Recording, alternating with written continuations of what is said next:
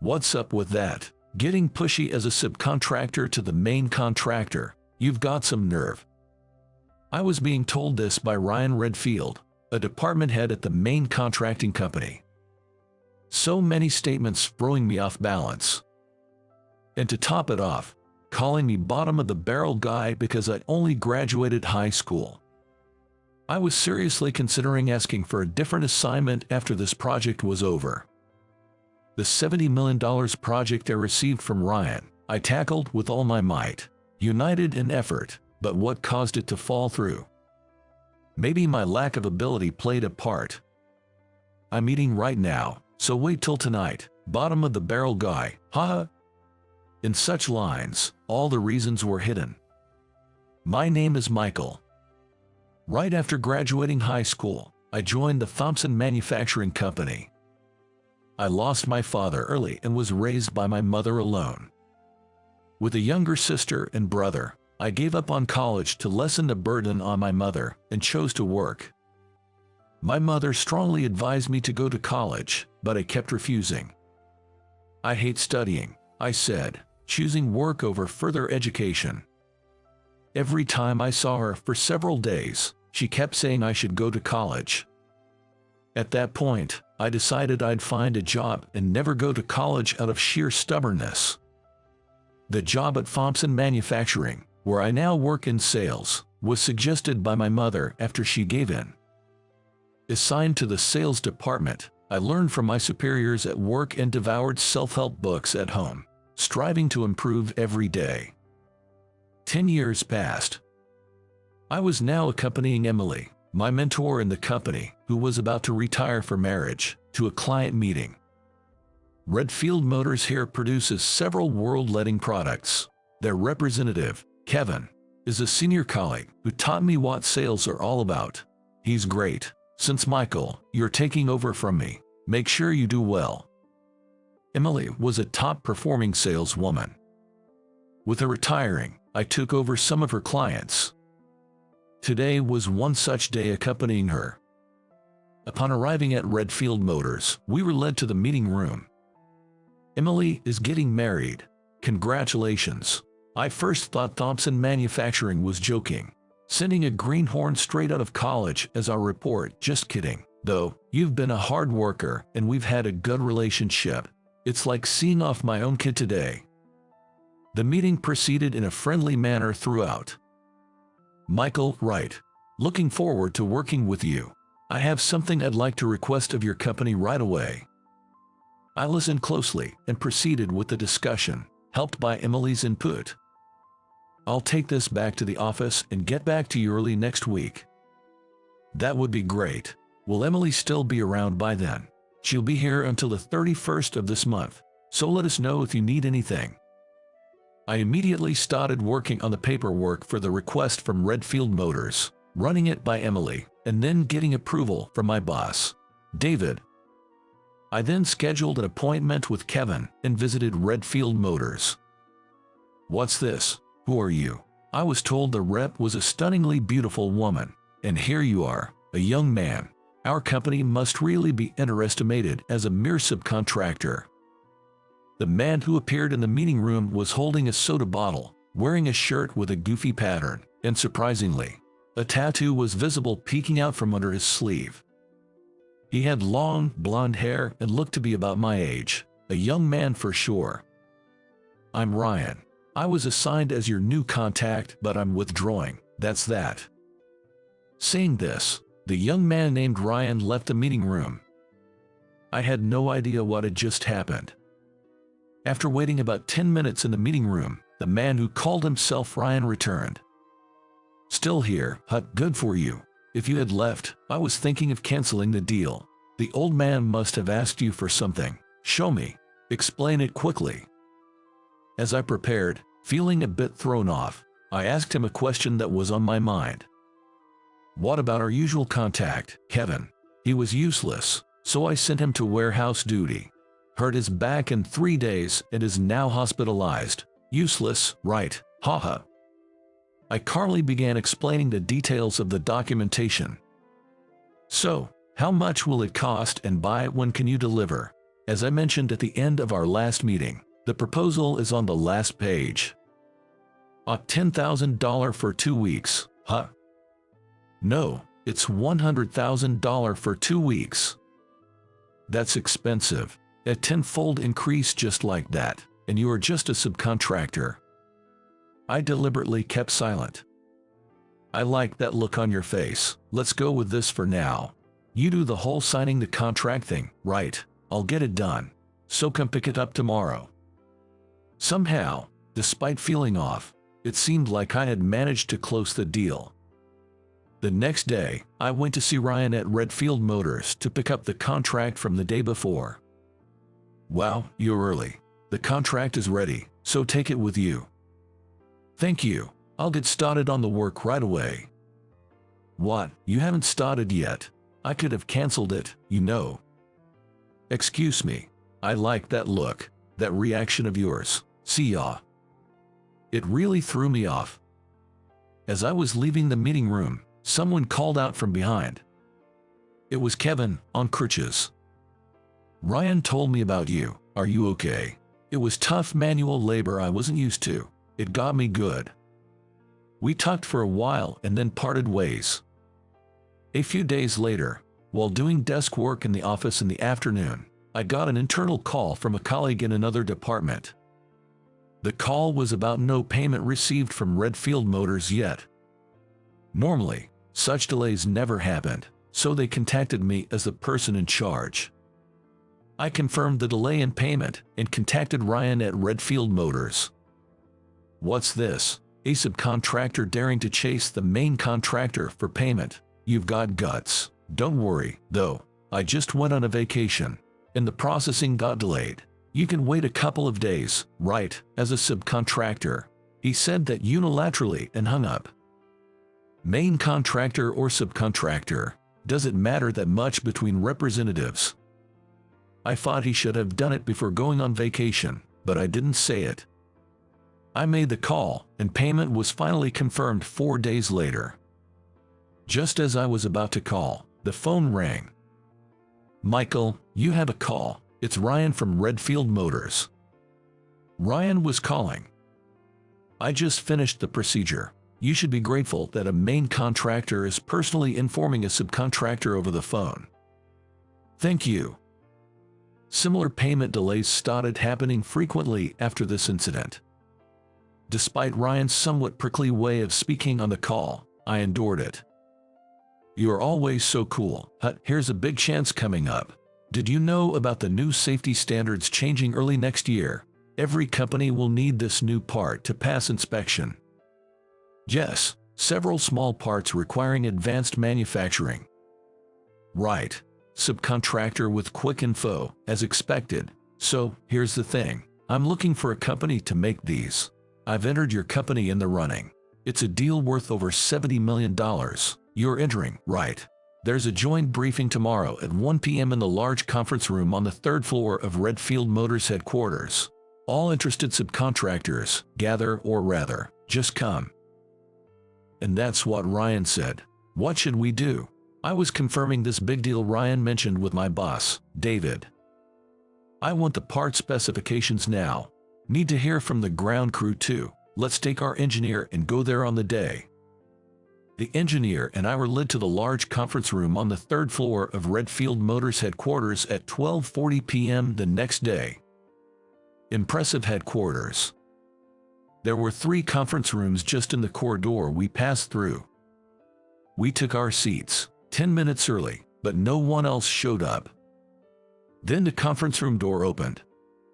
I thought it might be another company, but it was Ryan and a few men in work clothes.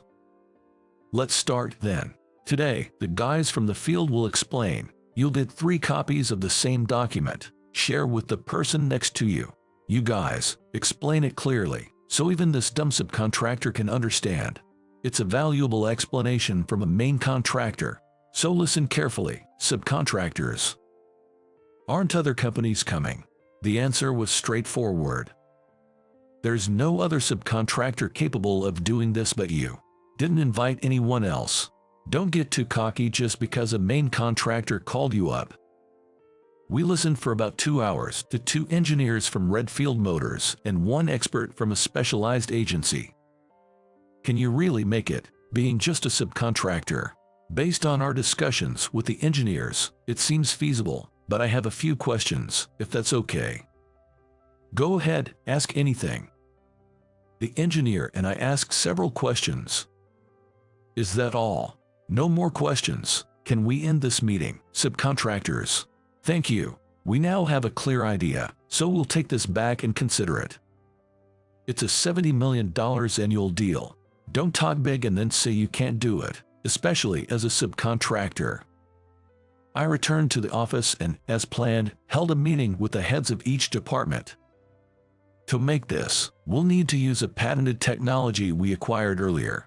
We don't have a memorandum of understanding regarding its use with Redfield Motors, so we'll need their signature. Well, we can make a prototype in 4 days. Easier than I thought. I checked with each department and contacted Ryan the next day to make an appointment and visit.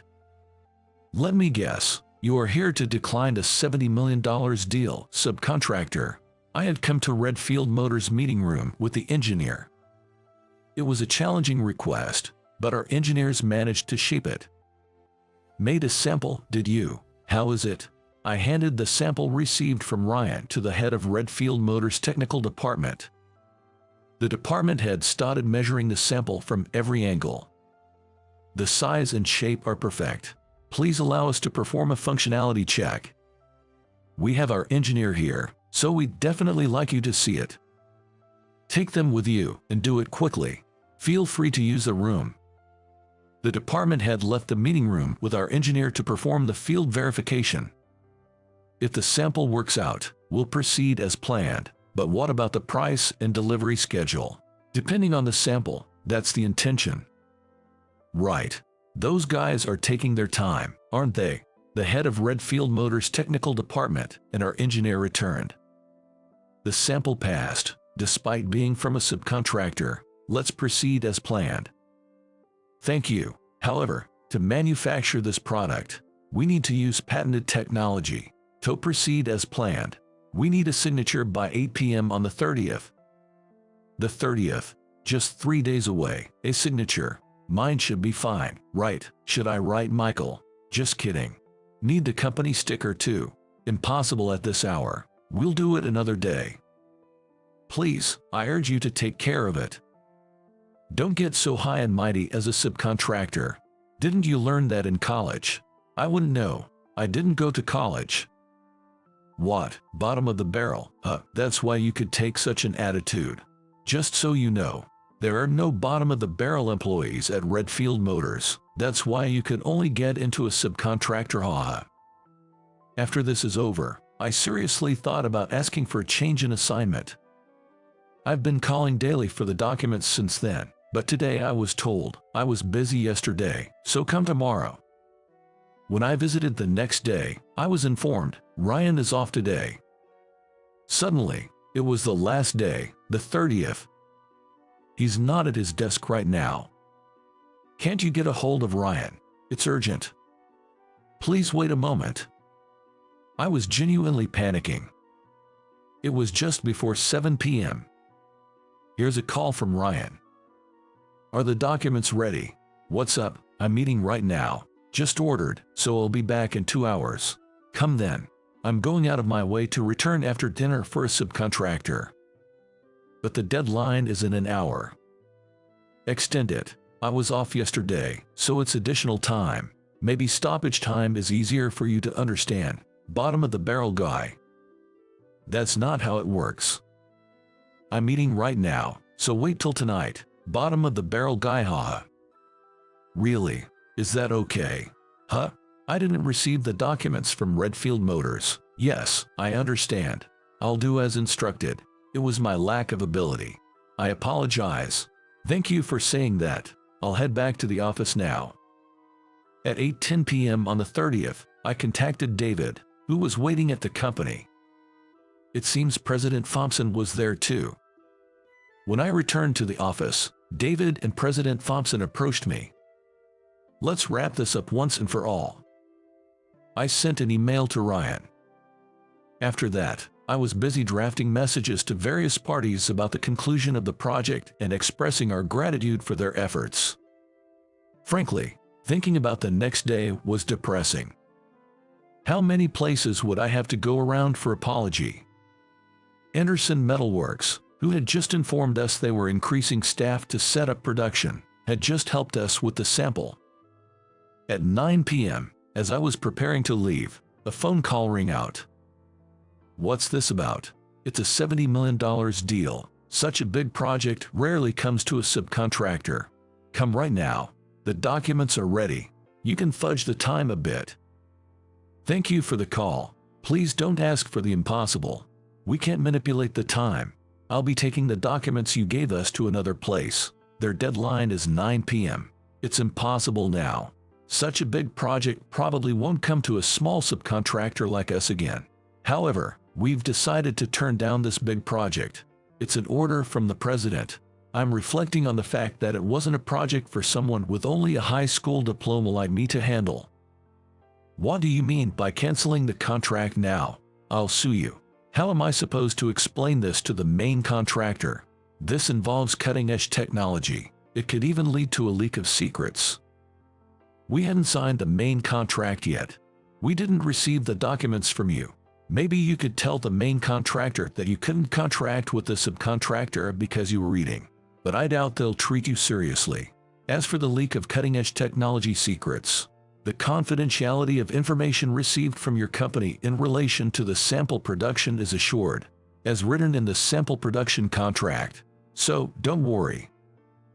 Damn it, a mere subcontractor. In yesterday's internal meeting, David and President Thompson told me this. There's been no good news from Redfield Motors lately. We've heard from various sources that a guy named Ryan is trouble. It matches the reports we've heard from Michael. Our assigned report if the documents don't arrive in time. We decided to cancel the contract. But canceling a $70 million contract is a big deal for our company too. Yes, it's a big deal for our company. That's why we prioritized minimizing damage over profit. I'm coming over there now. Wait for me. The call was abruptly cut off. Even now, his tone was condescending. The call was on speaker, so David, President Thompson, and many others who were still there heard it. Let's see what face he shows up with. Shall we wait then? We can go out for dinner afterward. David, President Thompson, and I waited in the conference room. It was Ryan and President Redfield who showed up. We've heard from our manager, Ryan. We're truly sorry. If you don't mind me asking, what exactly did Ryan tell President Redfield? He said the contract couldn't be completed due to traffic jams and the paperwork couldn't be handed over. I played the loud call on my phone to President Redfield. Ever since a previous incident with a business partner over a call, I started recording all calls. What's this, Ryan? I'm eating right now. That's different from what you said. I got caught in traffic after eating and returning to the office. I thought something was off. I couldn't understand why Thompson Manufacturing would cancel the contract, but now it makes sense. By the way, do you have any more recordings of Ryan's words? If you do, I'd like to hear them. I mercilessly played them for him. A guy, and so young. Our company being underestimated by a subcontractor. What did the old man ask you for? Show me. Explain quickly. As a subcontractor, daring to chase a main contractor. That's enough, thank you. Quite a friendly conversation, huh?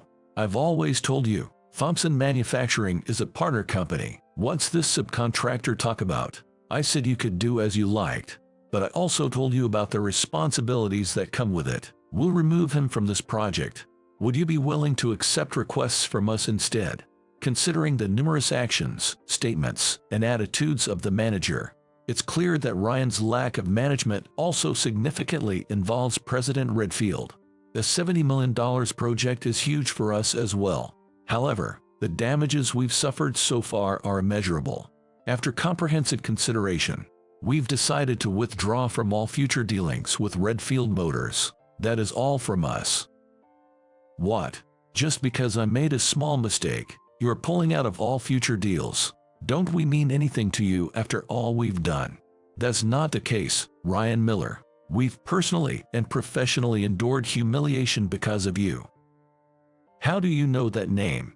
The engineer who accompanied me with the sample last time was from Anderson Metalworks, a part of our group company. That's irrelevant now. Ryan was originally a worker at Anderson Metalworks. He was handsome and excellent in conversations with women, spending nights with different women each day. One day, he met President Redfield's daughter and learned about an unplanned pregnancy. Ryan was preparing to leave the town, but the woman was delayed in leaving her home, and it led to him being forcibly taken to the Redfield residence. Upon arriving, Ryan was surprised to find himself in a luxurious house. He understood then that a subcontractor's employee had become a candidate for the president of a main contractor. A Ray all rags to riches story. After the wedding, he was living in a big house with a luxury foreign car. Ryan seemed to be on top of the world. His first job title was suddenly a department head. In the next year, he became a division manager. This information came from an Anderson Metalworks engineer and Kevin from Redfield Motors. By any chance, Ryan, did you also drop out of high school? Or rather, are you a high school dropout? Are you what you call the bottom? Why would you think I'm a high school dropout? You know Jack, right? I was his junior in the club. He really pushed us hard. You graduated from Midwestern High. Yes. Ryan, me, and even my father. We all graduated from Midwestern High. Well, that's a prestigious school known for its academic excellence.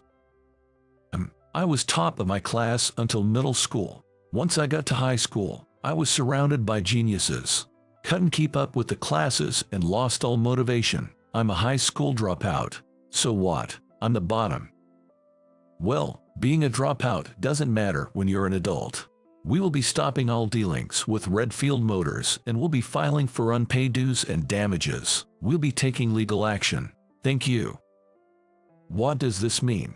A subcontractor suing the main contractor. Ryan, it seems you've been treating others similarly elsewhere.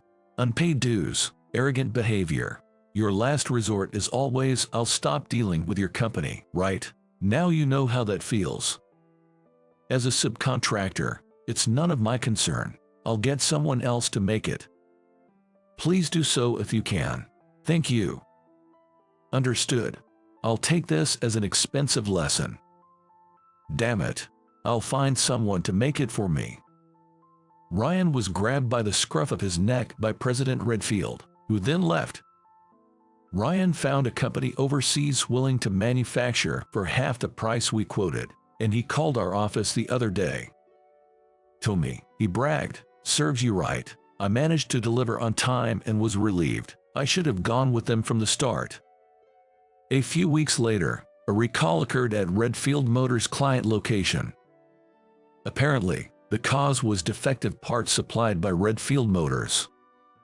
The client demanded a substantial amount in damages.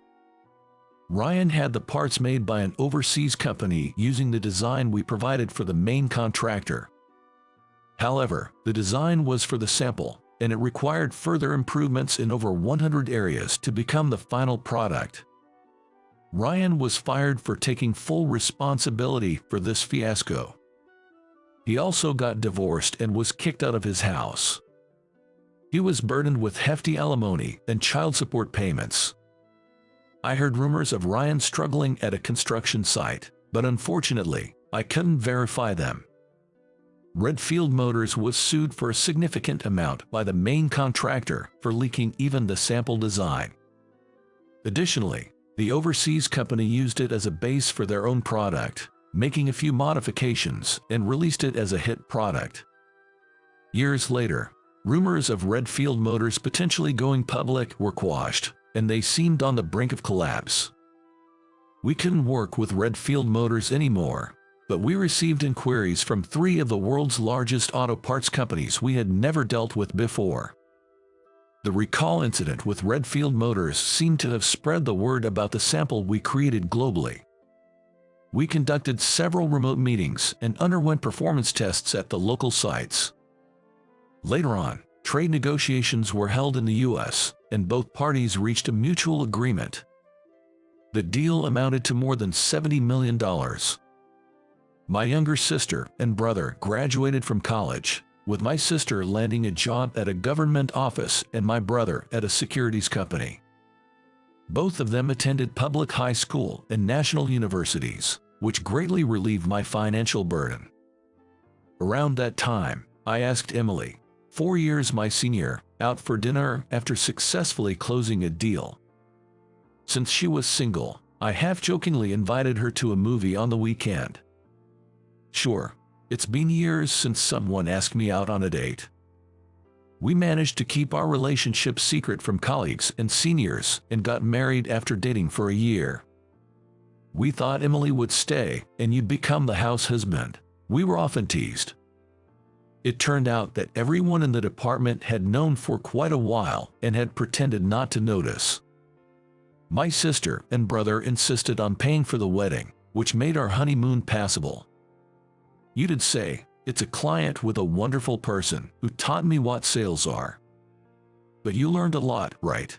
I shared the day's events with Emily, now my wife, as we lay in bed. It's sad though, for his wife and child if he got divorced. According to Kevin, Ryan never liked kids and never once held his child. Apparently, the kid wasn't even attached to him. His continued affairs were discovered, and that, along with everything else, led to the divorce. The work mistake was just the last straw. What about you, Michael? Any affairs? Me. I'm not handsome enough for that. If anything, I'm more worried about you, Emily, with your beauty and great style. At work, I became a supervisor responsible for 5 subordinates. Is this also thanks to your wife's support? They kept teasing me like that, but I didn't mind. The deceased isn't coming back, so the spa trip takes priority. It was indeed a sudden passing, so I felt bad about canceling the hotel we had booked. But I couldn't believe she wouldn't attend her father-in-law's funeral or change her travel plans. I'll visit the grave later. See you. Susan got ready by herself and left for the trip alone. After everything was over and I was completely drained, I arrived home and started changing my clothes. As I was about to take off my jacket, Susan returned from her trip. I'm home. The spa hotel were amazing. Swallowing various emotions, I told Susan, I just got back from your parents' funeral. Huh? My name is Mark. I'm 42 and work in an office at a medical equipment manufacturer. From an outsider's perspective, my life might seem dull, but it's quite fulfilling because I spend a lot of time and money on my hobby. My hobby is traveling. I've always loved spontaneously going on solo trips whenever I had time off. I've traveled all over the U.S., never getting tired of it. The thawing springs of Alaska, the lush green summers in Oregon, the beautiful autumn leaves in New England, enjoying hot springs while watching the snow in Colorado. I frequent my favorite tourist spots and have become a familiar face at many hotels. Acting alone has become a habit for me, and being with others tires me out. That's why, despite having worked at the same company for many years since graduating, I remained single. But at 40, a turning point came. While enjoying a leisurely solo trip to Charleston, I met Susan. We stayed at the same hotel and, like me, she was well acquainted with the landlady. In the lobby, with its beautifully manicured garden view, we happened to be looking at the same autumn leaves. A red dragonfly flew in front of me, and I instinctively raised my finger. When it landed on my finger, Susan looked over and smiled. I returned the smile and said hi. It's a beautiful view, isn't it? Every fall, I feel like staying in this hotel. Me too. So, we must have crossed paths before without realizing it. We hit it off while talking. I vividly remembered Susan smiling against the backdrop of the beautiful garden. Susan attended a university in the city, But after graduating, she returned to her hometown in Montana. She worked in a real estate office there. She was outgoing, and I felt relaxed talking to her, unusual for someone I had just met. For someone like me, who had spent a lot of time alone, not having to be on guard was important. We exchanged contact information and, after the trip, kept in touch for calls and video chats, deepening our friendship. Meeting Susan made me seriously consider marriage for the first time. She was 33 at the time. Like me, she quickly became serious about marriage after meeting me. That year's end, I proposed to Susan. She agreed but had one condition. I'm not young anymore, and if you want kids, things might get rushed. I'm fine if it happens naturally, but I don't want to undergo fertility treatments. I wasn't particularly fond of children and understood that tool fertility treatments could take on a woman. So we decided not to stress over having kids and instead enjoy our hobby of traveling. At our wedding, Susan's parents and sister, Linda, from Montana, congratulated us. "Mark, please take good care of Susan. We were worried she'd never settle down because of all her travels, but now we can finally relax. Mr. and Mrs. Smith, I may not be much, but I promise to work hard and make Susan happy." And so, Susan and I started our married life together in the city. For our honeymoon, Susan and I, who both love domestic travel, chose Hawaii. We relaxed there for about 2 weeks before returning to the city life and starting our married life. Since then, every 3 months, I took time off work so we could enjoy the diverse landscapes of the U.S. I think those were the most peaceful and happy days of my life. I won't say I've always lived alone, but most of the time, I made decisions and acted on my own.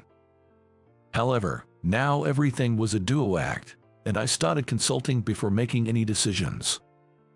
Life became more relaxed and enjoyable for me every day. But what about Susan? For about a year after our marriage, Susan was a homemaker, but gradually she expressed a desire to work outside. We could manage on my salary alone if we didn't splurge, but it seemed Susan wasn't completely satisfied. One evening after I returned from work, Susan had a suggestion. "There's a boutique nearby looking for a part-time clerk. I went for an interview, and they said I could start tomorrow."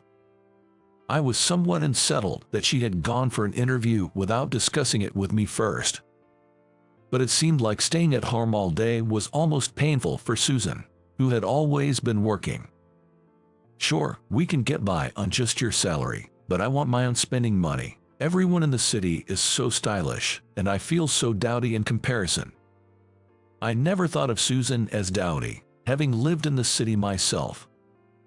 "Aren't you overthinking it, Tommy? You fit in perfectly with the city life." "That's sweet of you to say, but you're biased. I want to own designer bags and buy high-end skincare products for aging care, you know. That's okay, right?" I was really torn. Designer bags and expensive cosmetics seemed like a waste to me. But that's probably because I'm a man not interested in fashion. "All right, just don't neglect the housework, okay? Coming home tired from work to a living room full of laundry is the last thing I want." Susan pouted. "I've realized since getting married, you're quite the domineering husband, Mark. That's not in vogue anymore, but I'll try my best to avoid that situation." And so, Susan started working part-time. The boutique she worked at was in a prime location, on the second floor of a building near the station. The store was lined with high-end brands carefully selected by the manager, Kevin. I was pretty worried. Surrounded by all these dazzling brands, could Susan resist the temptation to buy? Her earnings might end up being spent on these high-end brands, leaving little to save. But that was her wish, so I resigned myself to it. What I feared most was Susan's change. And as I feared, Susan did change. Once she started working, she became more flamboyant. How much she earned in a month? She wouldn't tell me. Our bedroom started overflowing with her dream high-end brand bags and luxury cosmetics. But such changes weren't a major issue. Eventually, Susan began to dislike traveling with me. Even if I took leave, she'd tell me to go on trips alone because of her work. And when she did find time to travel, it was always when I was busy at work. Her travel companion was often a colleague from her part-time job, Ashley. Traveling is about enjoying the extraordinary. It's better to deepen friendships by traveling with friends rather than with a husband I see every day. Ashley was 36. A woman enjoying her single life. According to Susan, Ashley spent most of her earnings on high-end brands and had no savings. Susan said she was showing her the joys of travel. Ashley has a shopping addiction, but I'm teaching her that money should be spent on experiences, not just things, for travel. I only talked to Ashley once and got the impression that she lived a rather ephemeral life. She didn't talk much and seemed to have few friends. Becoming friends with such a woman and teaching her about a world she doesn't know might be a bit like volunteering, I guess. Half a year later, Susan had plans to go on a spa trip with Ashley. Susan was supposed to leave around noon, but she was slow to get up. I finished preparing for work and went outside with a bag of burnable trash. A neighborhood housewife, Emily, was already there and noticed me. "Hi, Mark," she greeted. After some small talk, Emily began to share an astonishing piece of gossip. "Susan sure loves to travel, but you should keep a closer eye on her." I didn't understand and asked her what she meant. "What do you mean? It's true we haven't traveled together much lately." Then Emily lowered her voice and revealed a shocking story. "Actually, I saw Susan traveling with her boss when I was on a spa trip with my friends. Come to think of it, whenever Susan went on a trip lately, her boutique also happened to be closed. I had thought it was because both clerks were off, but I never imagined she could be having an affair." A surge of anger began to well up inside me. I needed to find out the truth. I moved away from the trash collection area and called in sick to work. I was in no mood to work. After the call, I returned home, and the house phone was ringing. "Susan, how long is she going to sleep?" I hurried inside and picked up the receiver. It was my mother, sobbing. Your father. He suddenly collapsed and was taken to the hospital, but it was too late. I felt as if I'd been hit on the head. According to my mother, my father had collapsed on his way to the bathroom early in the morning. Unfortunately, she was still asleep and only found my father collapsed in the hallway when she got up. The delay in finding him was why he passed away at the hospital. If only I had noticed sooner. "Mark, please come home right away." Of course, I just happened to take the day off, so I'll get ready and come with Susan. "What about Tom?" He said he'd come right away. My brother Tom and his wife live a little bit far away from the home of my parents, so he'd probably arrive before me. I needed to hurry. I wanted to comfort my mother, who was shocked by my father's death. I hung up and went to wake Susan.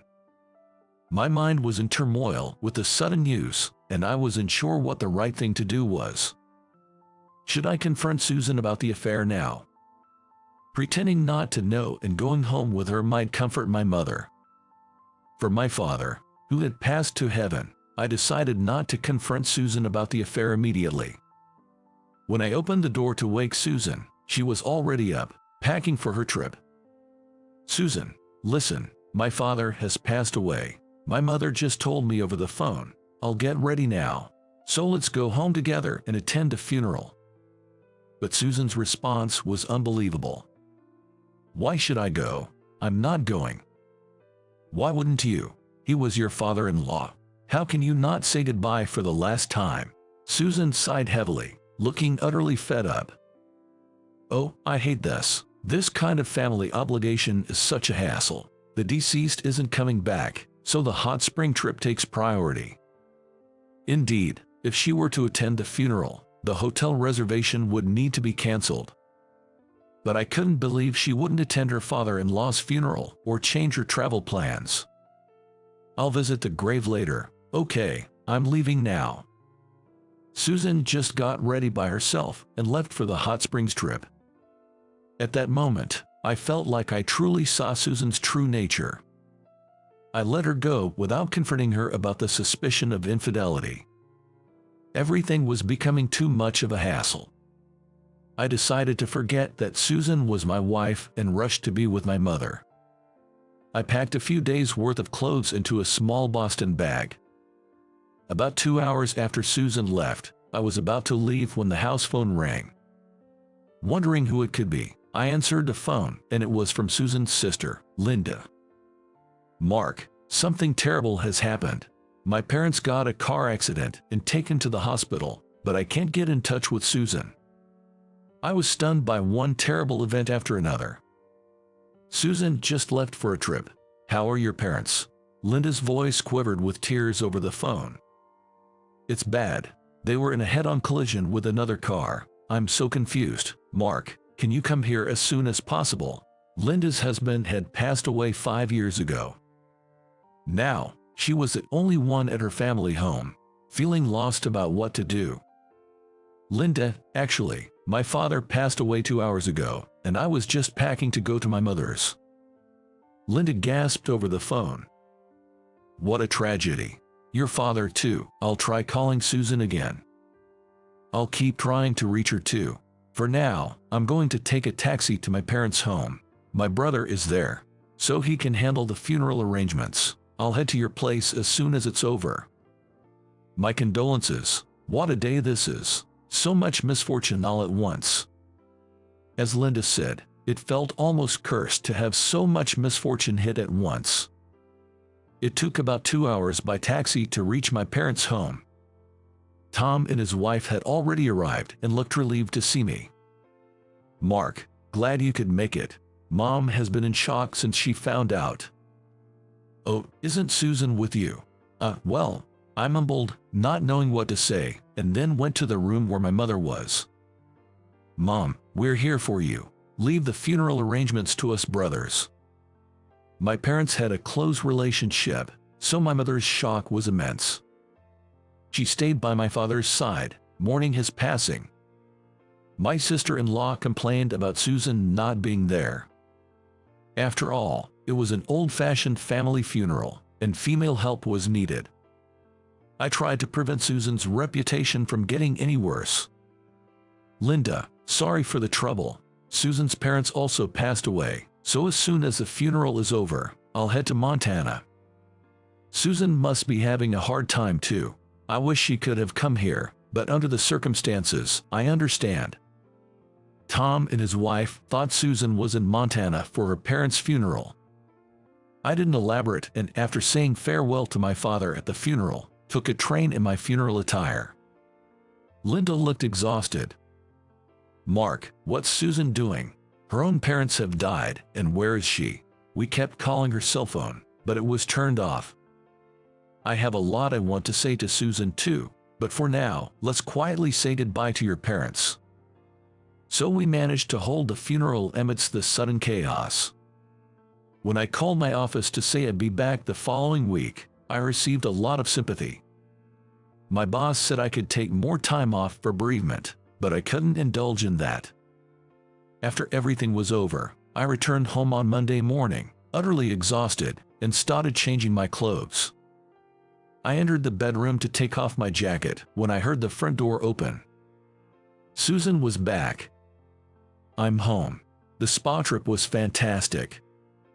As I entered the living room, there was Susan, lying exhausted on the sofa. Seeing my face, she gave a slightly apologetic smile. "Did your father's funeral go smoothly?" I was appalled by Susan's words, but swallowed various emotions and told her. "I just got back from your parents' funeral." "What? Your father and mother passed away. It happened just 2 hours after you left home. Linda tried calling you, but your phone was off. I couldn't reach you either." Susan frantically took out her cell phone from her bag and turned it on. It was pointless now, and I was just astounded by her actions. I wanted to enjoy the escapism of the trip, but it can't be true that my dad and mom passed away. You must be angry and playing a cruel joke. If you think it's a lie, call Linda. Susan hurriedly called Linda. I could faintly hear Linda's reproachful voice from the cell phone. Watching Susan's panicked apologies, I realized how completely my feelings for her had cooled. In the train, I had been indecisive, but now I was resolved. You must have enjoyed your affair trip. I came back today to pack my things. I don't think I'll be returning. I went back to the bedroom, packed a couple of shirts and suits in a trunk, and called a taxi to head to my parents' house. Susan kept calling persistently from her phone. I thought of turning it off like she did during her trip, but I still had things to say, so I answered. I'm sorry for leaving the house unattended. Let me come to your family's home now to pay my respects. I replied with a feeling of detachment. No need for insincere condolences. If you have time for that, be with your father and mother. They won't answer you anymore, though. Susan was in a panic. Why is this happening? I go on trips all the time, but why did this have to happen now? Maybe it's karma, a heavy price to pay, I think, but at least to me, you're now a stranger. Have a good time with the store manager. With that, I turned off my phone. My return was a relief to my mother, who was feeling lonely after losing her husband, Tom, being transferred frequently, so there were circumstances preventing him from staying with our mother. If I stay at the family home, everything will work out smoothly. Good to have you back. It's hard being alone in such a big house. Don't worry, Mom. I'll commute to work from here. I can't replace Dad, but I won't let you feel insecure anymore. My mother tearfully expressed her gratitude. I'm glad I had sons. In times of sudden misfortune like this, you really are dependable. It's because you and Dad raised us with love. I wish I could have been more filial to Dad. Now, I'll do my best to help you. Losing my father made me realize his greatness. Not having children myself, I hadn't fully understood how much effort he put into raising us. Now, I'll devote myself to Mom and his place. A few hours later, Susan chased after me to our family home. She pleaded for forgiveness through the intercom. Please reconsider the divorce. I'll change my ways. On the intercom screen, I saw Susan desperately knocking on the front door. Shouldn't you let her in? I don't know the details, but Susan must have had her reasons. But I firmly told her through the intercom. I'll send the divorce papers later. Sign them and be happy with the store manager. I told my mother about Susan's affair and how she enjoyed a trip with her lover during her parents' funeral. Hearing this, my mother was appalled and declared she'd never speak to Susan again. Thus, Susan and I decided to divorce. I demanded alimony from Susan and her lover, Kevin. I heard Kevin's wife also demanded alimony from Susan. Despite their debts, Susan and Kevin promised to pay. Susan agreed to the divorce quickly, thinking she could remarry Kevin. But neither Kevin nor his wife planned to divorce. With 2 growing children, they decided to work on rebuilding their marriage. Susan might have thought she found true love with Kevin instead of me, but that was a big mistake. Perhaps in the extraordinary setting of our travels, we looked at each other through a filter that made everything seem special. Now that I'm calm, I'm amazed at my foolishness for finding her attractive. We've canceled the lease on the apartment we lived in together, so Susan has lost her place. Even if she wanted to return to her hometown in Montana, her sister Linda would never forgive her. The fact that Susan was out having fun while unreachable during her parents' passing would quickly spread in a small town. How could she face returning there after such an embarrassing act? Once things settled, Linda even came to my family home to offer her condolences. I really appreciate your help with the funeral. Without you, Mark, we couldn't have had a proper service. I just did what I should as a son-in-law. By the way, how is Susan? I imagine it's tough for her, having to pay alimony to me and her affair partner's wife. After what she did, in a small town, word spreads fast. The company she worked for before meeting you isn't willing to rehire her, so she's struggling. I see. I have no feelings left for Susan, but I'm curious how she's managing. She always dreamed of city life. After getting married to you and living in the city, it must be hard for her to live in a small town with everyone watching, but you reap what you sow. I heard that all the inheritance left by their parents went to Linda. Because of the disgrace Susan brought to the family name, she had to sign papers relinquishing her inheritance rights. I don't think my parents forgive Susan. They might have overlooked her absence at the funeral, but when I think of the trouble she caused you, I'm sure our parents are weeping in the hereafter.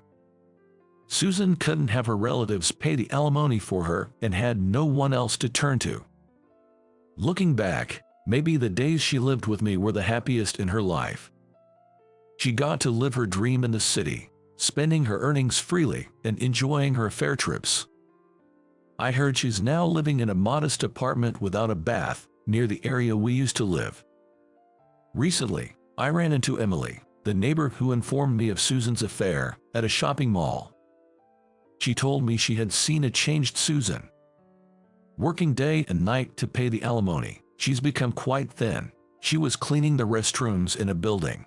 I felt a bit guilty seeing her like that. Strangely, I didn't feel sorry for her, nor did I think of myself as particularly cold-hearted. I've moved on, thinking about the next chapter in my life. So, I've started living with my mother. She was down after losing my father, but she's been getting better lately. She participates in senior activities in the neighborhood, enjoying yoga and chess. I live quite freely too, and recently I've started enjoying solo trips again. But I'm cautious about women I meet while traveling. With Susan's example, even if I find a good connection, I remember it's through the filter of the extraordinary. One day, 2 years later, I attended my middle school reunion. There, I hit it off with a classmate who had just divorced her husband. We go out for drinks twice a week, and I'm thinking of inviting her on a day trip.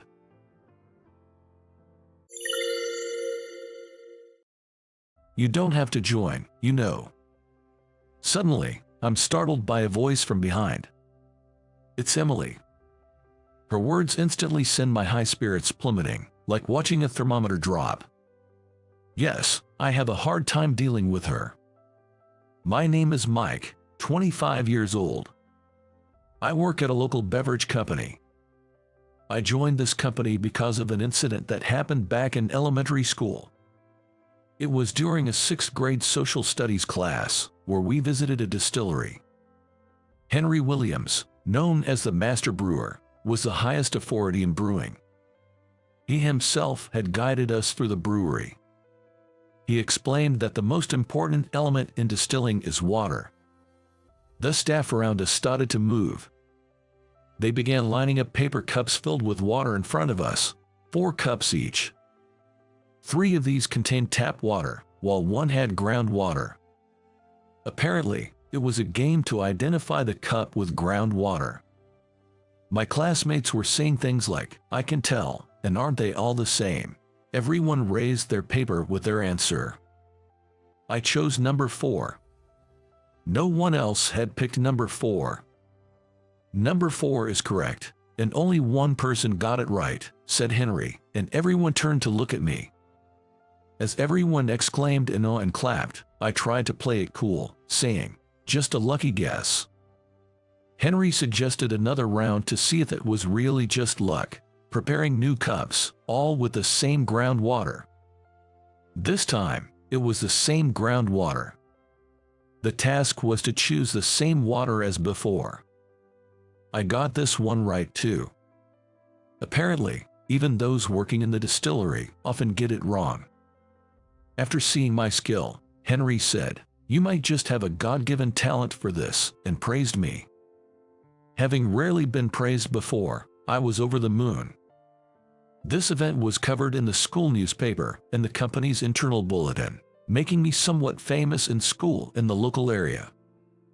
I had been often teased before due to coming from a poor single-parent household.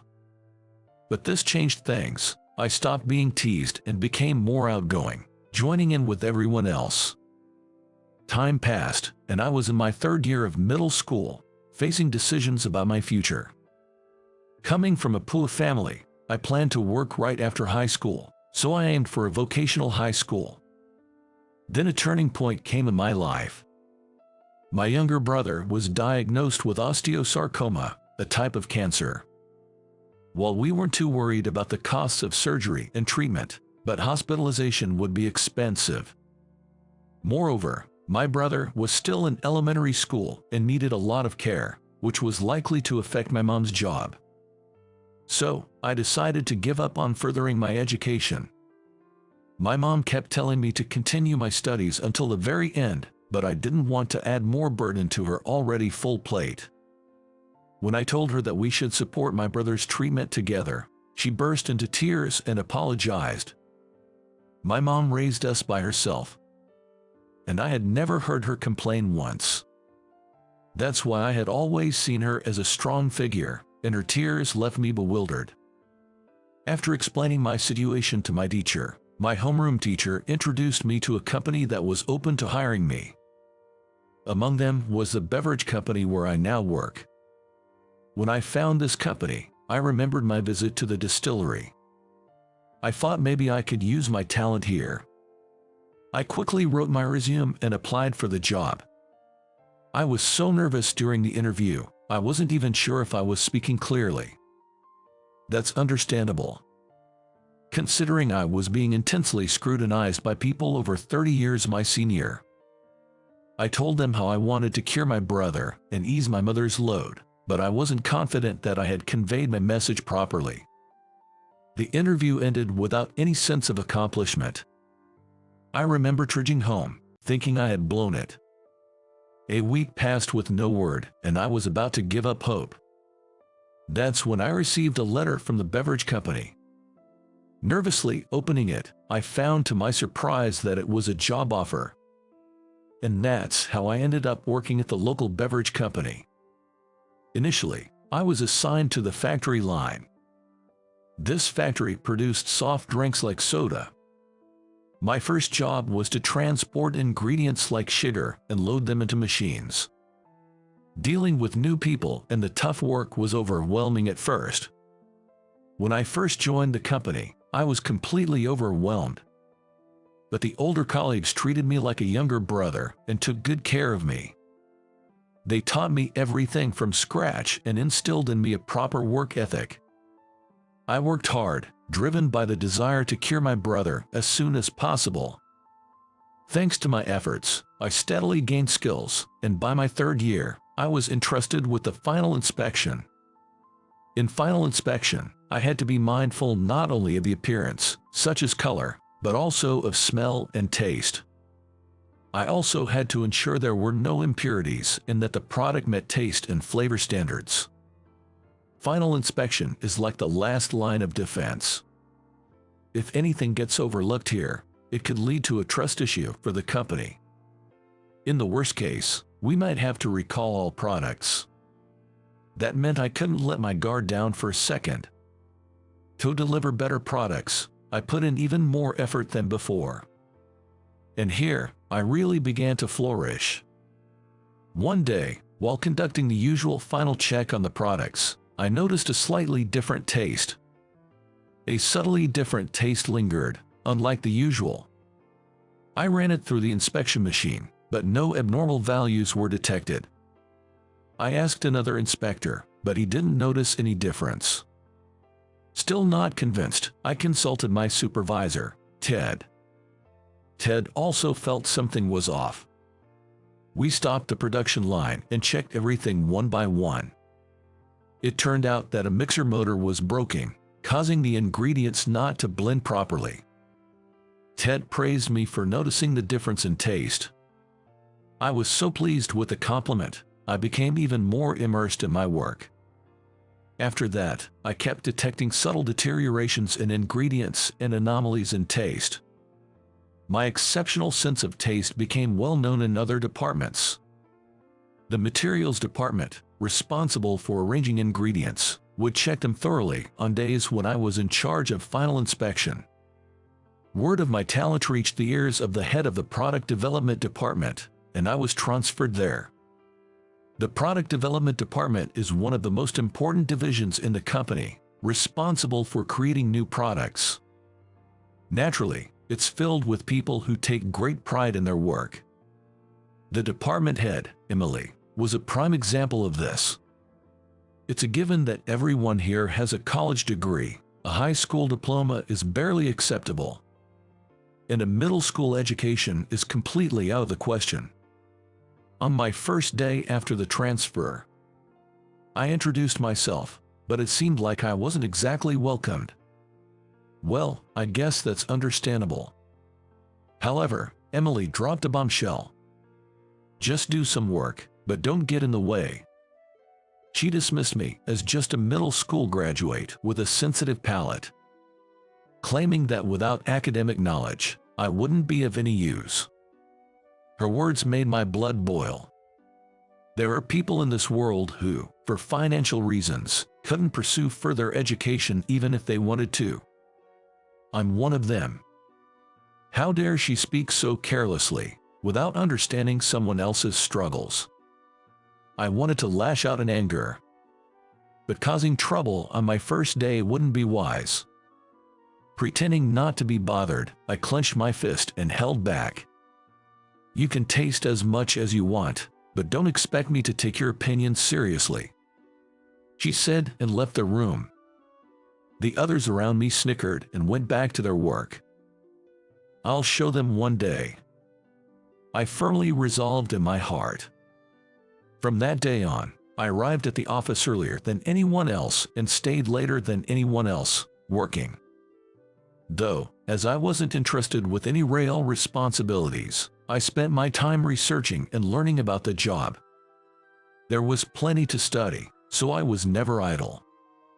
However, it was frustrating not being able to get any help with things I didn't understand.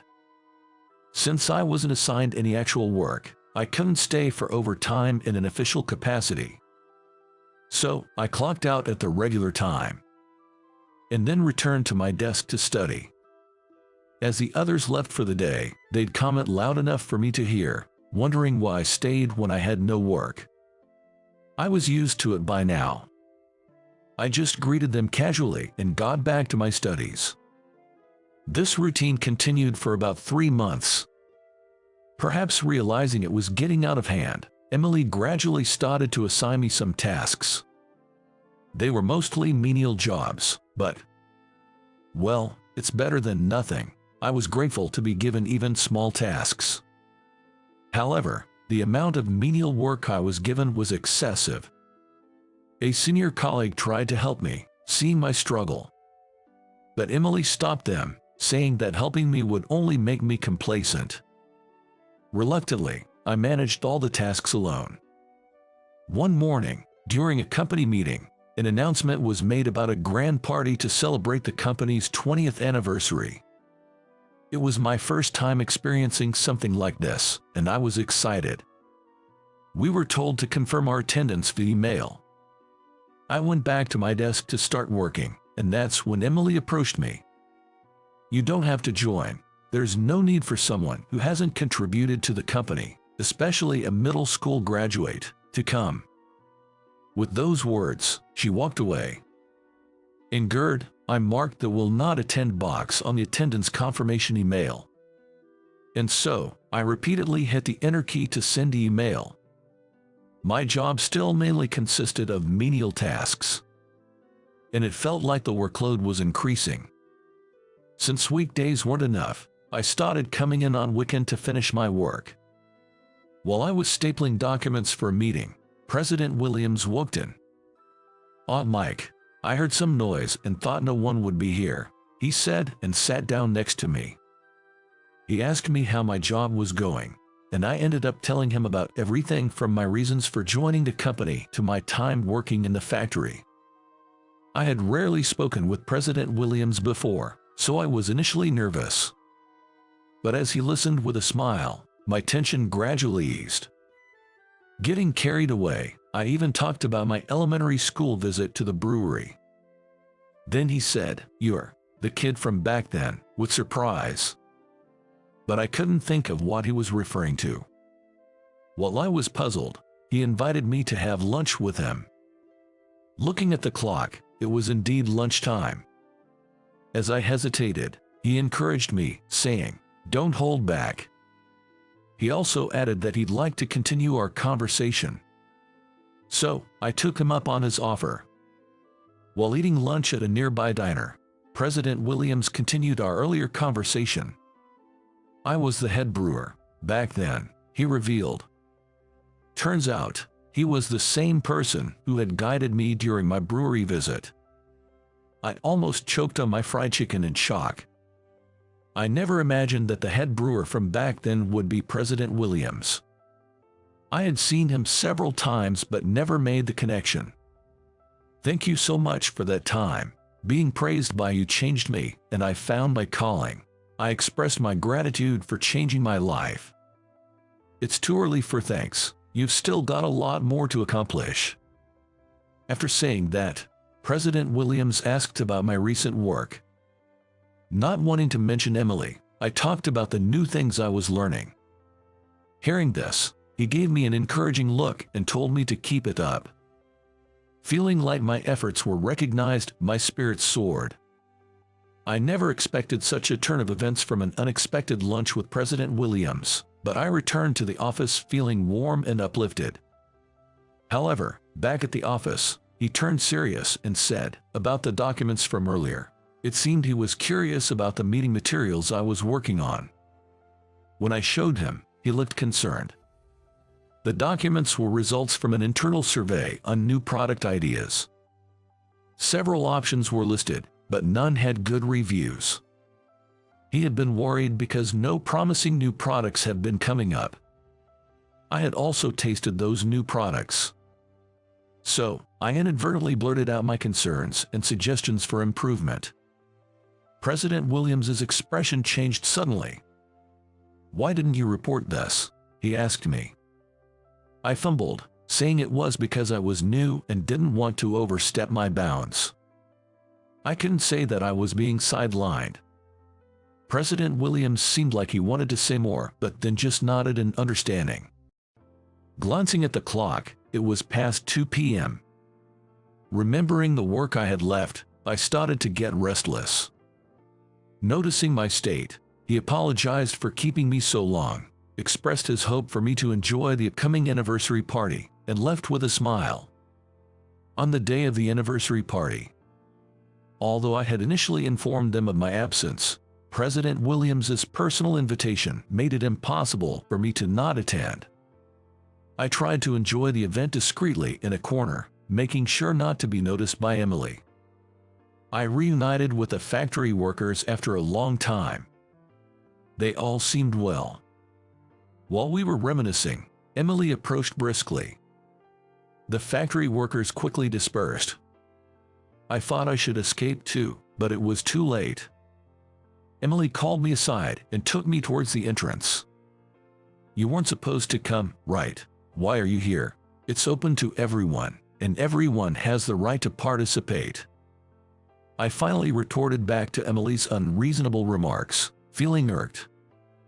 Surprised by my response, Emily first stared at me in disbelief, then said, "You have no education, contribute nothing to the company, and yet you just take what you get.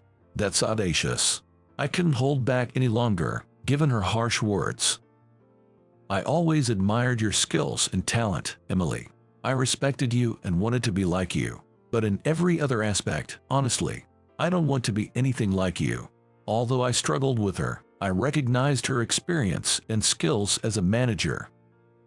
That's why I had been silently doing my job until now, but I reached my limit. Her face turned red with anger, possibly feeling looked down upon. At that moment, someone called out from behind, "Enjoying yourselves, though it doesn't seem like a fun conversation." Turning around, I saw President Williams, surprising both Emily and me. He calmly advised Emily, You're young, talented, and hardworking, but don't let that turn into arrogance. A condescending attitude towards your subordinates is something you should change. Yes, Emily responded, looking down, ashamed. Then President Williams announced something astonishing. I'm thinking of assigning Mike as the development leader for the new product we're planning. I was shocked. Me, as the leader, I had barely been involved in development, and now I was suddenly being made a leader. I was happy with his words but also anxious about my capability. I was also concerned about Emily. She had always been the development leader. Glancing at her, I saw her looking shocked in a different way. Raising her head sadly, she asked, "Am I not suitable as a leader anymore?" Don't get me wrong, it's not a demotion. I want you in a higher position. As a manager, it's your role to nurture new leaders. And Mike has become indispensable in the product development department. As I struggled to grasp his intent, President Williams recounted what happened at the new product meeting. Emily had explained that the internal evaluation of the new product wasn't high. After that, improvement ideas were discussed, but nothing substantial came up. When everyone was at a loss, President Williams made a revolutionary suggestion. Everyone agreed, and the plan for the product moved forward.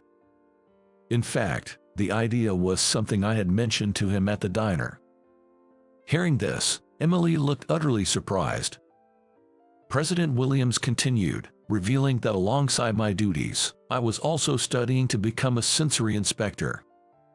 He mentioned the episode from my childhood when I distinguished between different types of water at the brewery. He also mentioned my weekend work, preparing meeting materials. Hearing all this, Emily appeared embarrassed. "I hope you will support him. I'm counting on you," President Williams said before leaving. His words warmed my heart. I hadn't expected him to value me so highly. Feeling emotional, I smiled to hide my nearly spilling tears. Afterward, I was appointed as the development leader and started working on the new product. Things have been different now, with a dizzying level of busyness. After that incident, Emily apologized to me for her past behavior. Now, she's a reliable supervisor who offers guidance on various matters. Turns out, she also grew up in a single-parent household. She worked part-time in high school to help with household expenses and paid her way through college, graduating from a prestigious university. Her experience led her to believe that those who were poor but didn't attend a good university simply didn't put in the effort. But now she understands that there are people like me who, despite their efforts, had to give up on further education due to circumstances beyond their control. She's vowed to stop judging people solely by their educational background. Emily is a talented individual who was promoted to the manager of the development department at a young age. Her guidance is strict, but I learn a lot every day. Also, my efforts paid off as I passed the sensory inspector exam. Having this qualification seems to have added credibility to my words. Initially, as a new leader, I faced a lot of resistance. But whether it's because I passed the sensory inspector exam or something else, now everyone is cooperative and we're working well together. I'm grateful to President Williams for showing me my path twice, and I want to continue to work hard to repay him in the future. "Also, could you sign this?" she said, pulling out a divorce oath. She had already signed her part. Then, with a high-pitched laugh, she taunted, "I'm divorcing a loser, a bottom dweller, expected demand for alimony, fine by me.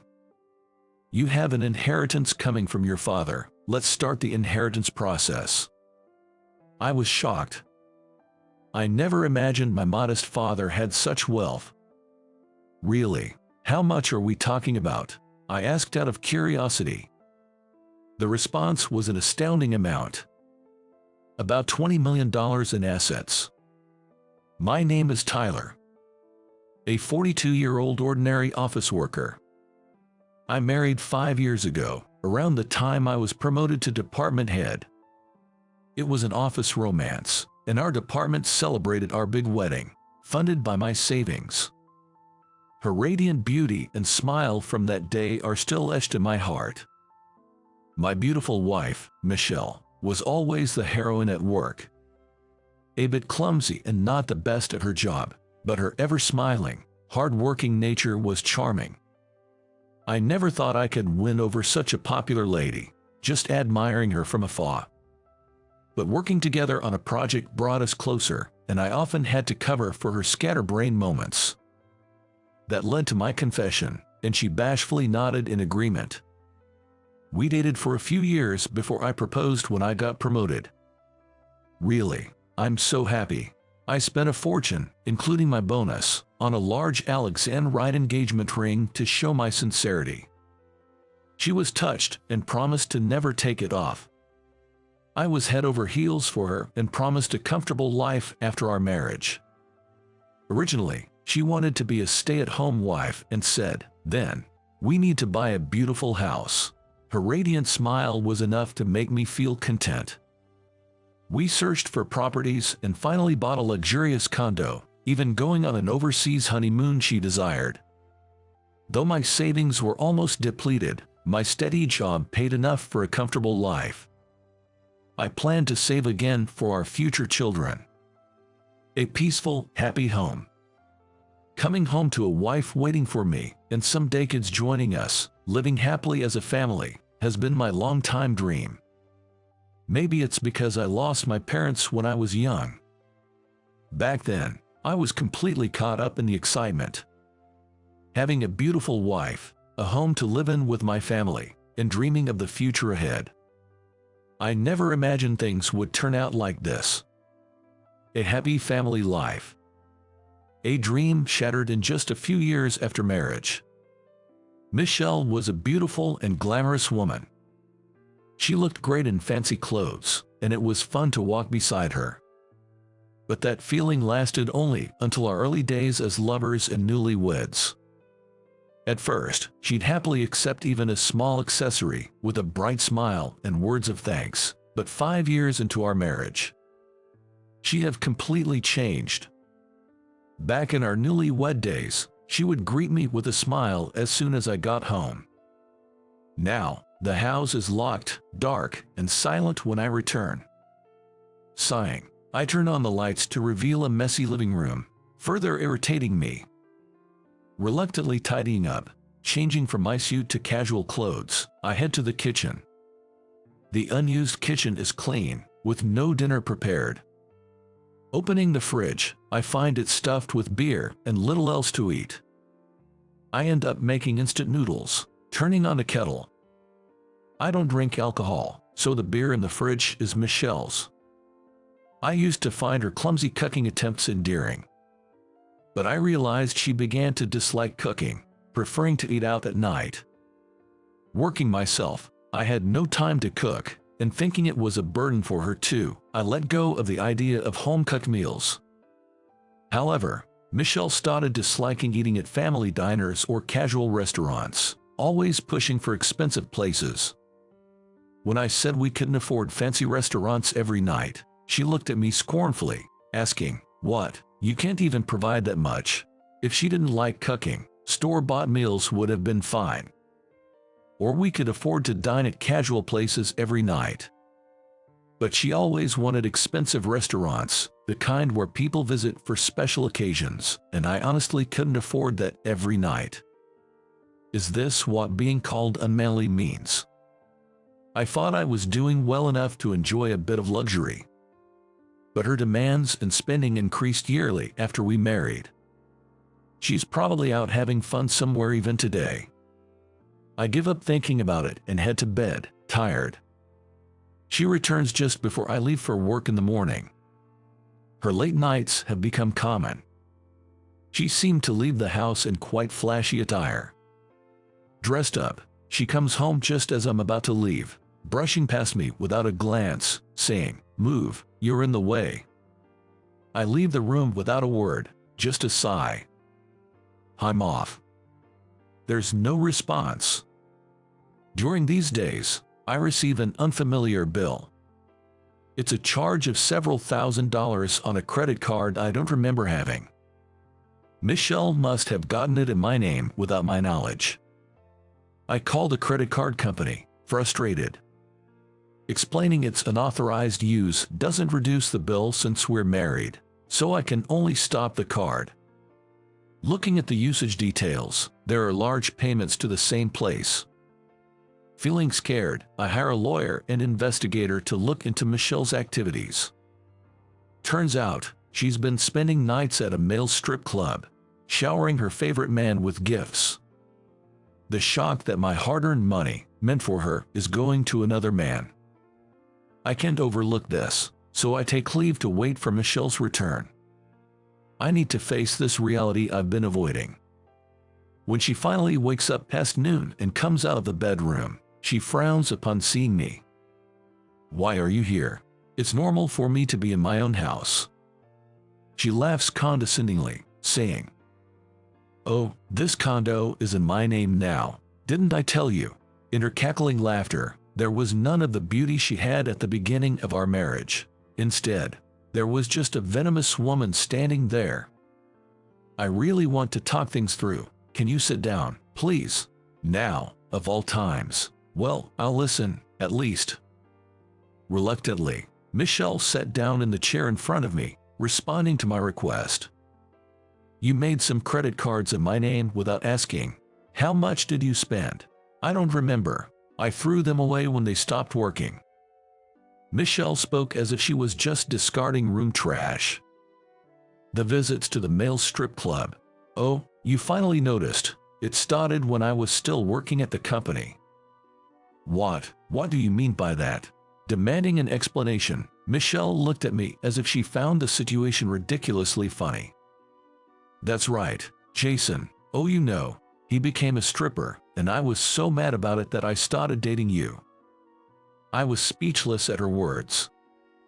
"I thought you were boring, but you were good with money, so I figured that was okay." Michelle nonchalantly said this, then dreamily started talking about another man. "But you see, Jason came back to me. He's aiming for the top in the stripper world, making incredible money."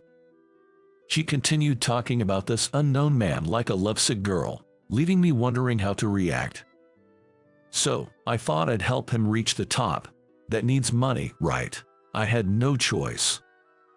"Don't tell me you sold this condo too." "Of course not. I'm planning to live here with Jason soon." I was completely lost at Michelle's words. Seeing my confusion, she said dismissively, "So, you should leave, okay?" What are you talking about?" "That's what I mean. This condo is in my name now, and I want to live with Jason soon. You're off today, right? Pack your things and leave." After saying this, she went back to the bedroom, leaving me stunned and confused. I couldn't think straight, so I impulsively started packing and left the house. It was pouring with rain, but I didn't care. Wandering aimlessly, drinking alcohol I couldn't handle, I eventually passed out, waking up to a white ceiling. A nurse rushed over when she noticed I was awake, checking my pulse. "Where am I?" "Don't you remember? You collapsed in the rain from acute alcohol poisoning and were brought here." "I'm terribly sorry. It seemed I had drunk myself into oblivion, collapsed on the street, and ended up with pneumonia from the rain." "You've been asleep for 3 days." 3 days? Yes, your workplace has called several times. It seems I had been asleep for quite a while. The mental strain must have been significant. "Oh, it looks like you have visitors." Seeing a shadow at the door, the nurse excused herself. Entering were Michelle and an unfamiliar man. Presumably the stripper with blonde hair and flashy suits she mentioned. "So, you're alive. Thought I might get the insurance money." Her words sent chills down my spine. How much insurance had she put on me? "Oh, I threw away all your stuff that was still in the room." "I see. I didn't have many personal belongings in my room due to my simple lifestyle and busy job. What I had taken with me was enough." And this, please sign it." With those words, she produced a divorce oath. Michelle had already signed her part. Then, with a high-pitched, mocking laugh, she said, "I'm divorcing a useless loser. Expect an alimony demand. Fine by me." Feeling too defeated to argue back, I honestly filled out and signed the divorce oath, then handed it back to her. She happily took the documents and left with her lover. At that point, I didn't care what happened anymore. Feeling overwhelmed, I lay down on the bed and fell asleep. In the following days, 2 unexpected visitors came to see me. The first was a police officer, asking if I remembered being pushed or involved in an accident, but I couldn't recall anything. The officer looked puzzled, leaving me wondering what it was all about. The second visitor was a well-dressed, middle-aged man. I didn't recognize him, but he seemed eager to know about my past. However, I didn't have much to tell. I lost my parents in a family accident when I was young. Apparently, I had no relatives, so I grew up in a foster home. Many foster homes back then were terrible places, and I was shuffled between several, leaving me with few good memories. I left the foster system upon graduating high school, took a gap year to save money, and then went to college. As I narrated my past, the man became tearful. "Excuse me, but who are you? I apologize for not introducing myself sooner. I am Kyle Harrison. I'm your father's brother, your uncle." Really, I had never heard of any family relatives. I thought I had none since no one came to claim me. "Your parents eloped and got married, injuring my father, your grandfather. They were estranged, and my father was removed from the family registry. However, when my grandfather's anger subsided and he received a letter and photo of his grandchild, he began searching for my parents. But by then, they had already passed away. The news deeply shocked my grandfather. He started looking for me, using private investigators. My parents had been buried without any relatives, and nobody knew where I had been sent. You used a private investigator, right? They're under our control. I had them check, thinking it couldn't be, but... So, you really are my uncle?" "Yes, I am. You've had a rough time. Don't worry, we'll support you from now on." His kind words made me want to cry. Perhaps it was because I had been alone for so long, unable to lean on anyone during tough times. Being told that it was okay to feel at ease like this was a first-time experience for me. I told my uncle everything that had happened. My marriage to Michelle, her betrayal, and everything leading up to now. I was completely treated like a cash cow, and even the condo I worked hard to buy was taken over. Before I knew it, I was buried in debt. My uncle patted my head, saying I had done well. His touch felt warm, and I couldn't help crying. "I'll handle your divorce, but she chose a bad time, even though it's her own doing." "What do you mean? You have an inheritance coming from your father. Let's start the inheritance process." I was surprised. I never imagined my modestly living father had such an estate. "Really? How much are we talking about?" The amount he mentioned in response to my curious question was astonishing. "Yeah, the assets are roughly about $20 million, I guess." A week had passed.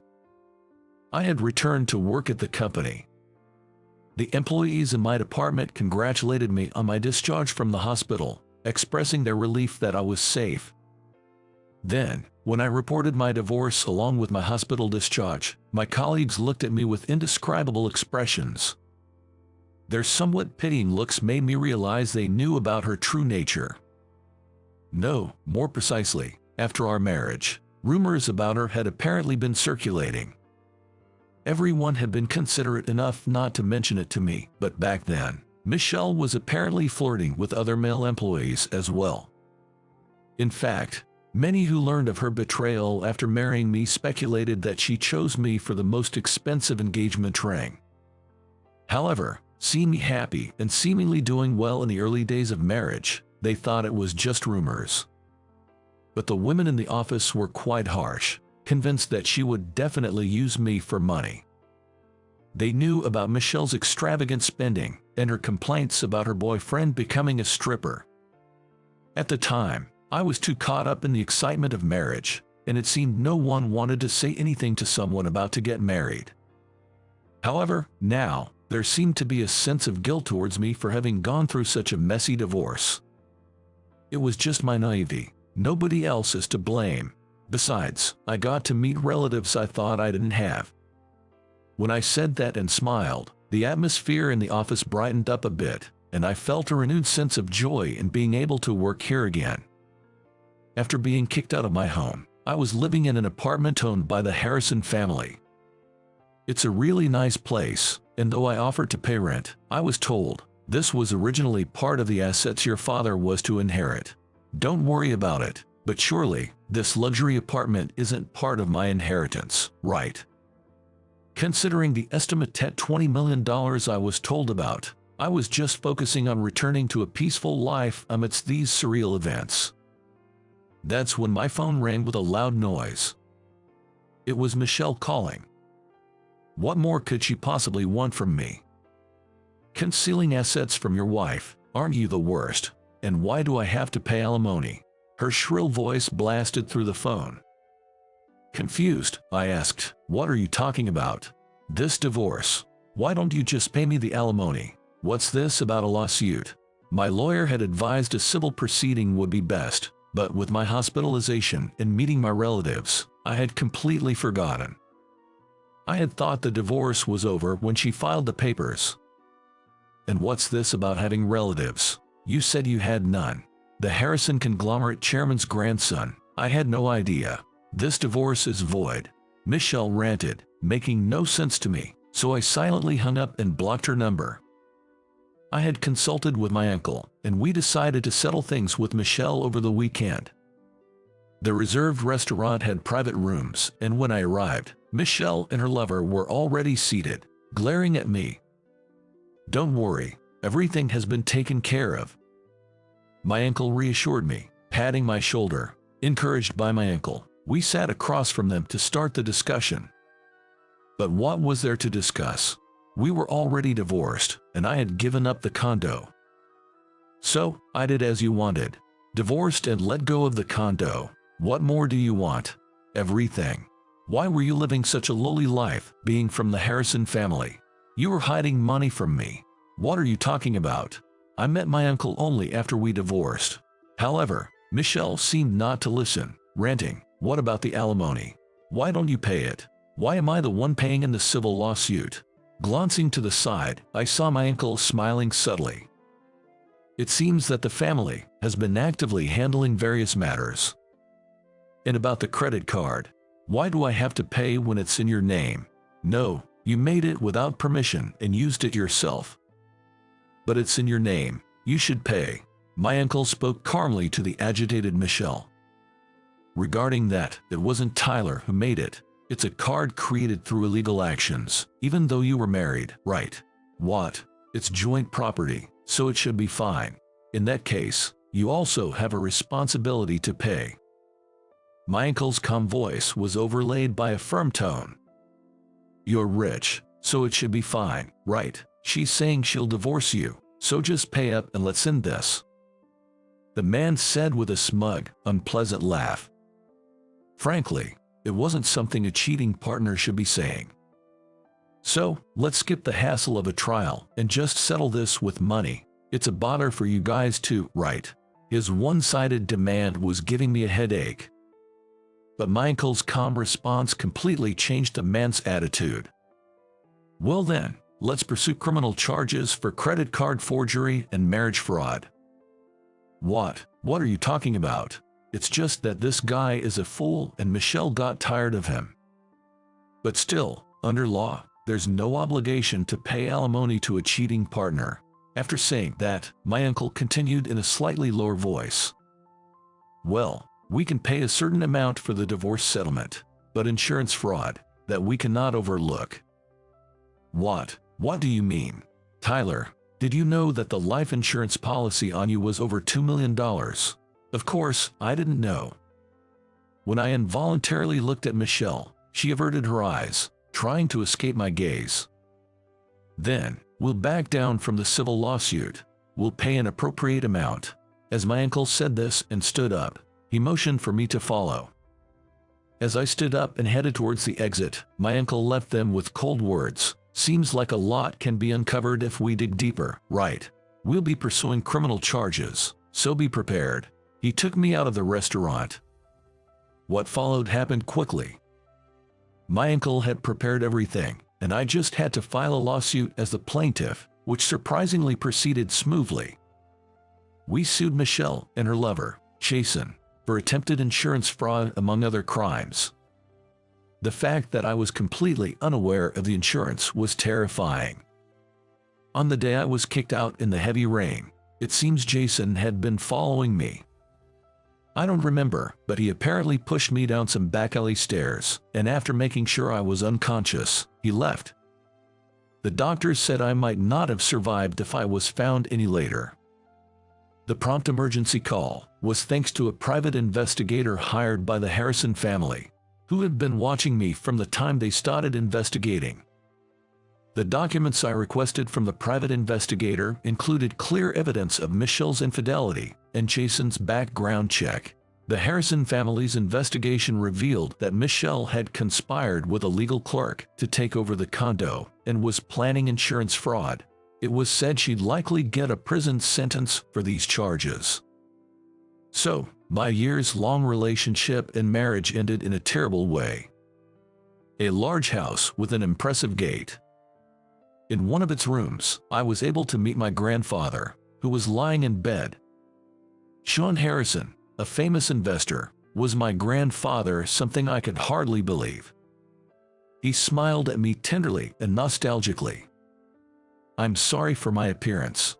Come closer, let me see your face," he asked, and I sat down on a chair beside his bed. I owe your parents an apology. If I had allowed their marriage, they might not have died so soon." His voice, full of regret and sadness, showed me that my father was truly loved.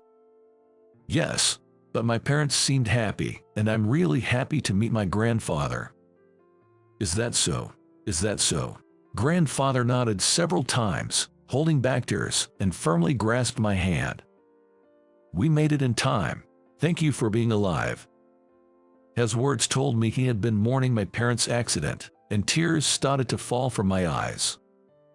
"Yes, I'm grateful to my parents for giving me life, and to you and my uncle." As I said this, my grandfather and my uncle, standing by the bed, looked at me. "Thank you for finding me." I had rushed into marriage, seeking a family. I thought I was alone in this world.